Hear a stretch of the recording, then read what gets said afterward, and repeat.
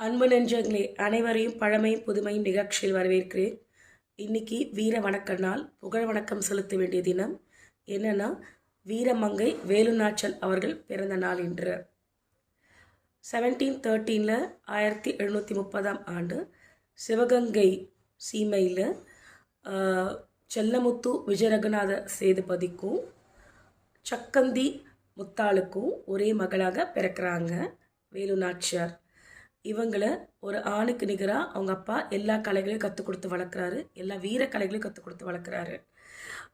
அதாவது வாள் சண்டையாக இருக்கட்டும், ஈட்டி எறியறது, அம்பு எறியறது, குதிரை ஏற்றம், யானை ஏற்றம், எல்லா கலைகளையும் கூடவே பல மொழி திறமை, தமிழ், ஆங்கிலம், ஃப்ரெஞ்சு, உருது எல்லா மொழிகளையும் கற்றுக் கொடுத்து வளர்க்குறாங்க. ரொம்ப வீரமாக வளர்கிறாங்க.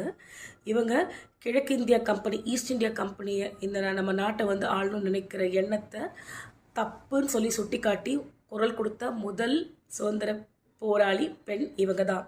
இது தப்பு அப்படின்னு சொல்கிறாங்க, குரலும் கொடுக்குறாங்க.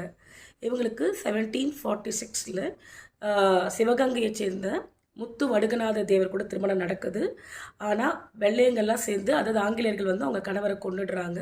கணவரை கொன்னாலும் இவங்க குயிலி போன்ற தன் தளபதியுடைய தியாகத்தினாலேயும் மேலும் ஹைதரில் கூட சேர்ந்து என்ன பண்ணுறாங்கன்னா, வெள்ளையர்களை எதிர்த்து போரிட்டு இவங்க ராஜ்யத்தையும் மீட்டெடுக்கிறாங்க. இவங்க 1718 அரியணை ஏறி ஆட்சியும் புரிகிறாங்க. 1796 இறந்துடுறாங்க. இவங்களுக்கு ஒரே பெண் குழந்தை வெள்ளச்சின் பேர். இன்னும் அந்த சிவகங்கை சமஸ்தானம் இன்னும் மக்கள் அவங்களுடைய வாரிசுகள் இருக்காங்க. இன்னைக்கு அவங்களுடைய பிறந்த நாளில் எல்லாரும் அவங்க நினச்சி அவங்க தான் முதல்ல குரல் கொடுத்தாங்க, நம்ம நாடு சுதந்திரம் அடையணும் அப்படின்னு சொல்லிட்டு. அந்த எண்ணத்தை மதித்து அவங்களுக்கு நம்ம எல்லாரும் புகழ் வணக்கம் சொல்லுவோம். ஏன்னா நமது வரலாறே நமது அடையாளம்.